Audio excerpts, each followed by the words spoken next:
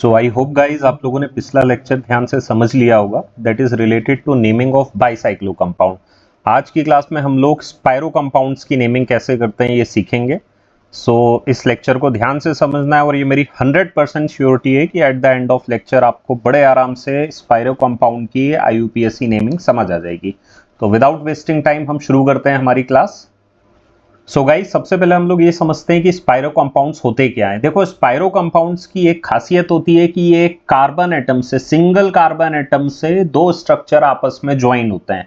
अच्छा, ये जो आपको कार्बन एटम दिखाई दे रहा है इसको हम 4 डिग्री कार्बन एटम कहते हैं। ये 4 डिग्री है। क्यों 4 डिग्री है? हमने लोअर क्लासेस में पढ़ा हुआ है कि अगर कार्बन 4 रिस्पेक्टिव कार्बन एटम से ज्वाइन है, देखो इसके एडजेसेंट में 4 कार्बन एटम लगे हुए हैं, इसलिए इसको 4 डिग्री कार्बन एटम कहते हैं, राइट।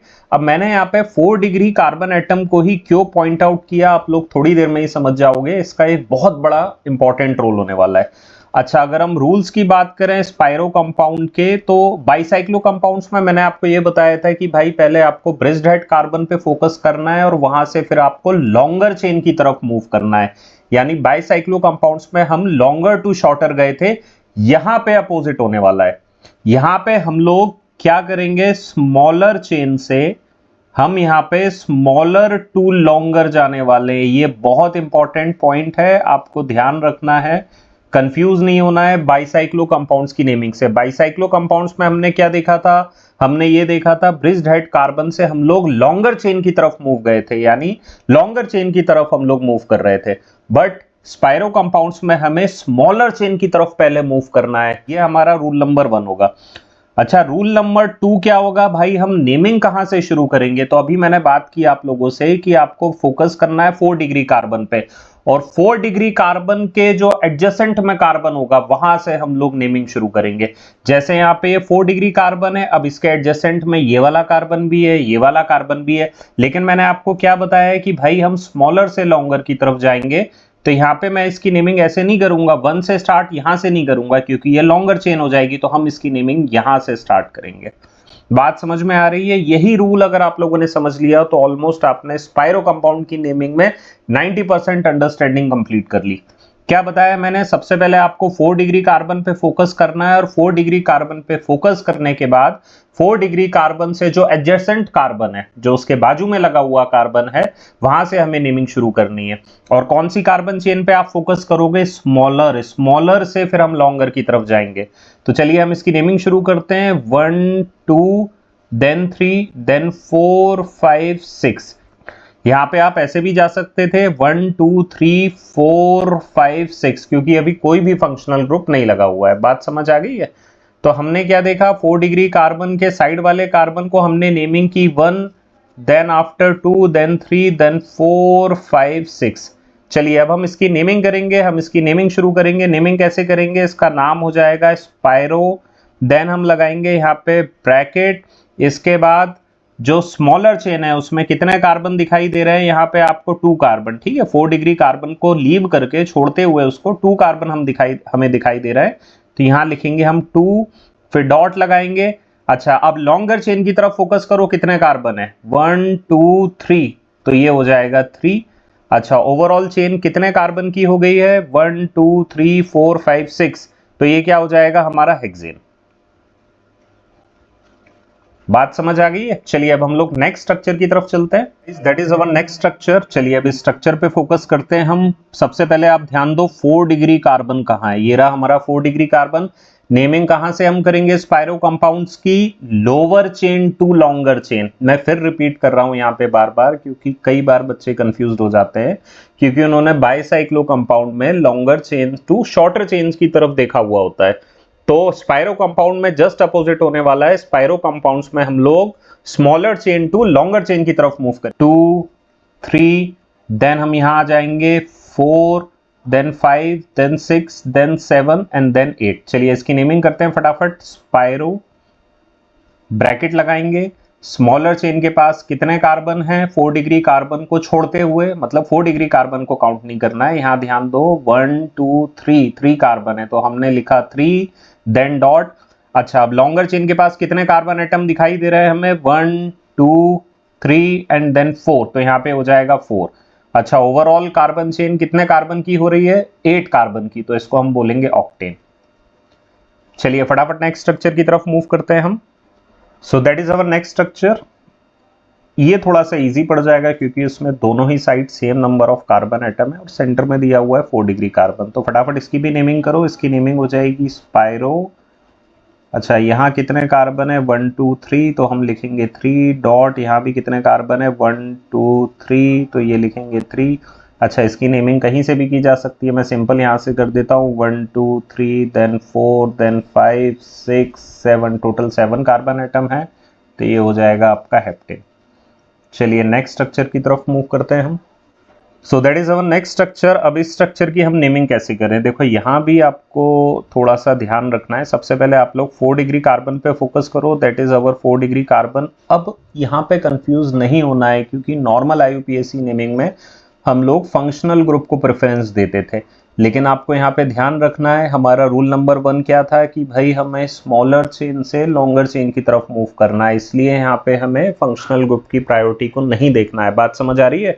ओएच ग्रुप से कंफ्यूज होके ओएच ग्रुप की तरफ नेमिंग मत कर देना या उस पे लोएस्ट सम रूल अप्लाई करने मत लग जाना। आपको जो रूल बताया है स्पाइरो कंपाउंड्स का वही ध्यान रखना है कि यानी हमें smaller chain to longer chain की तरफ मूव करना है, राइट? तो हम इसकी नेमिंग शुरू करते हैं। अच्छा, इसकी नेमिंग में एक चीज पे आप जरा फोकस करो, स्मॉलर कार्बन चेन तो हमें ये दिखाई दे रही है जो राइट साइड में। अब भाई यहाँ पे एक आपका प्रफिक्स भी लगा हुआ है। प्रफिक्स क्या लगा हुआ है? ब्रोमीन दिखाई दे रहा है। तो जब आप इसकी नेमिंग करोगे ना, 4 डिग्री कार्बन ये रहा, स्मॉलर चेन हमारे पास राइट साइड में है, तो इसकी नेमिंग ऐसे नहीं करनी है हमें, 1 2 3 ऐसे नहीं जाना है। अगर ऐसे जाएंगे तो फिर ब्रोमीन जो ग्रुप है वो थोड़ा सा डिस्टेंस पे पड़ जाएगा हमारा। तो हम इसकी नेमिंग कैसे करेंगे? हम इसकी नेमिंग यहाँ से करेंगे भाई, ये फर्स्ट कार्बन हो जाएगा, ये सेकंड हो जाएगा, ये थर्ड हो जाएगा, देन फोर्थ। अच्छा, 4 के बाद 5 और 6 यहां नहीं लिखने लग जाना। अगर हम ऐसा करेंगे तो भाई हमारा OH ग्रुप दूर हो जाएगा। तो 4 के बाद 5 यहां आएगा, फिर 6 यहां आएगा, फिर 7 यहां आएगा और फिर 8 कार्बन जो है वो यहां पे आ जाएगा।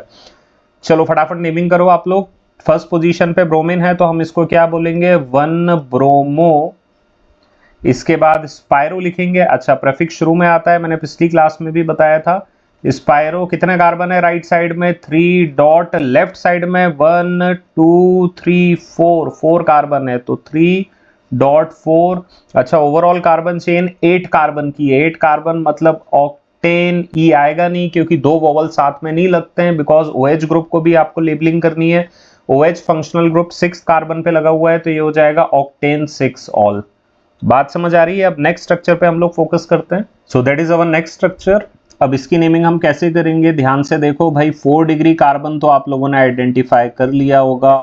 तो अब इसकी नेमिंग करते हैं हम लोग फटाफट। भाई यहाँ ब्रोमीन लगा हुआ है तो हम ऐसे करेंगे 1 2 देन 3 देन 4 यहाँ आ जाएगा, आफ्टर दैट 5 यहाँ से ये फंक्शनल ग्रुप CHO पास पड़ रहा है तो 6 देन 7 एंड देन 8। फटाफट नेमिंग करते हैं। यहाँ पे 1 ब्रोमो, फर्स्ट पोजीशन पे ब्रोमो लगा हुआ है तो मैंने यहाँ पे लिख दिया 1 ब्रोमो। इसके बाद स्पाइरो, स्पाइरो के बाद ब्रैकेट लगाएंगे। राइट साइड में 3 कार्बन है डॉट, देन लेफ्ट साइड में 4 कार्बन एटम है, ब्रैकेट क्लोज करेंगे। टोटल कितने कार्बन की चेन है? ये 8 कार्बन की, तो हम लिखेंगे यहाँ पे ऑक्टेन देन 6। अब भाई ये कार्बन इसमें इंक्लूड तो है नहीं, तो इसमें अल मत लगाने लग जाना, ठीक है? ऑक्टेन 6 पूरा आप नाम लिखोगे कार्ब एल्डिहाइड, राइट? अब हम लोग नेक्स्ट कार्बन चेन की तरफ मूव करते हैं। सो इस स्ट्रक्चर में ये रहा हमारा 4 डिग्री कार्बन, ठीक है? अच्छा, रूल के हिसाब से मैं बार बार आपको एक चीज बोल रहा हूँ कि आप लोग यहाँ पे फंक्शनल ग्रुप की तरफ नेमिंग नहीं करना। बेसिक रूल वही रहेगा। क्या रहेगा? स्मॉलर कार्बन चेन से आप लोगों को बिगर कार्बन चेन की तरफ, ठीक है, लॉन्गर कार्बन चेन की तरफ मूव करना होगा। सो हम फटाफट नेमिंग करते हैं। अच्छा, नेमिंग कहाँ से करेंगे? Carbon atom adjacent to 4 degree carbon, तो यहाँ से शुरू करते हैं 1 2 3। अच्छा, 3 के बाद 4 और 5 यहाँ मत लिखने लग जाना क्योंकि यहाँ से दोनों ही फंक्शनल ग्रुप दूर पड़ जाएंगे। तो 3 के बाद 4 यहाँ आएगा, 5 यहाँ आएगा, 6 यहाँ आएगा और 7 यहाँ पे आएगा। अच्छा, इस स्ट्रक्चर को थोड़ा ध्यान से फोकस करो। यहाँ पे 2 फंक्शनल ग्रुप साथ में दिए हुए हैं और मैंने पिछली क्लास में भी बताया था कि जब 2 फंक्शनल ग्रुप साथ में दिए होते हैं तो जो लो प्रायोरिटी में होता है वो एज ए प्रफिक्स यूज्ड होता है, राइट? तो कार्बोक्सिलिक एसिड और अल्कोहल में जो लो प्रायोरिटी में होगा वो आपका अल्कोहल ग्रुप होगा, जिसको आप हाइड्रोक्सी करके कॉल करोगे। एल्कोहल ग्रुप क्योंकि दो फंक्शनल ग्रुप होने के कारण यहाँ पे एज अ प्रीफिक्स एक्ट कर रहा है, तो इसको हम स्टार्टिंग में लिखेंगे। कैसे स्टार्टिंग में लिखेंगे? 5th पोजीशन पे लगा हुआ है तो हम यहाँ लिखेंगे 5 हाइड्रोक्सी, राइट। अच्छा, स्पायरो कंपाउंड की बात हो रही है तो हम लिखेंगे यहाँ पे स्पायरो, इसके बाद ब्रैकेट लगाएंगे। शॉर्टर कार्बन चेन में 2 कार्बन है तो 2 लिखेंगे डॉट। लॉन्गर कार्बन चेन में कितने कार्बन दिखाई दे रहे हैं? 1 2 3 4, राइट, जो इस साइक्लिक रिंग का हिस्सा है, तो ये हो जाएगा 4। अच्छा, ओवरऑल कार्बन चेन जो है कितने कार्बन एटम की है? 7 कार्बन एटम की, तो यहाँ पे हम लिखेंगे हेप्ट। अच्छा, साथ में डबल बॉन्ड भी लगा हुआ है तो यहाँ लिखेंगे हेप्ट 1 इन। अब बात करते हैं कार्बोक्सिलिक एसिड की, क्योंकि कार्बोक्सिलिक एसिड का कार्बन इस कार्बन चेन का हिस्सा नहीं है। बात समझ आ रही है? तो हम इसको कैसे लिखेंगे? क्या लिखेंगे यहाँ पे हम? और कार्बोक्सिलिक एसिड, राइट।